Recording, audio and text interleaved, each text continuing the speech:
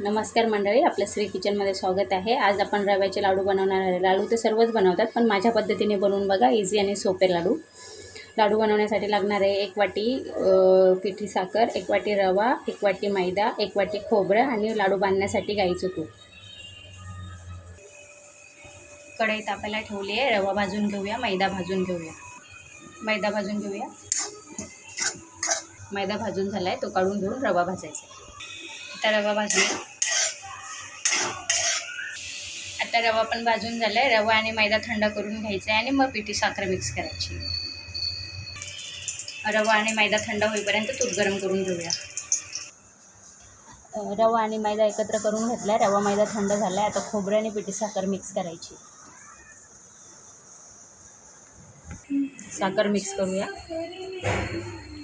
तुम्हाला जास्त गोड पाहिजे असेल तर तुम्ही जास्त पिठी साखर पण घालू शकता, वेलची पूड पण घालू शकता। आता लाडू तूप गरम झाले, थोडंसं थंड झालं की लाडू बांधून घ्यायचे। लाडू बांधूया। आता थोडं थोडं मिक्स करायचं आणि लाडू बांधायचे।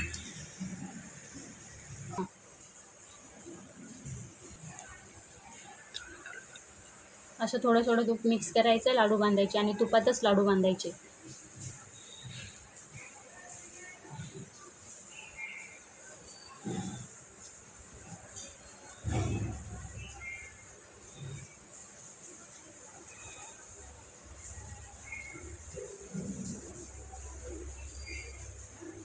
लाडू बांधून रेडी।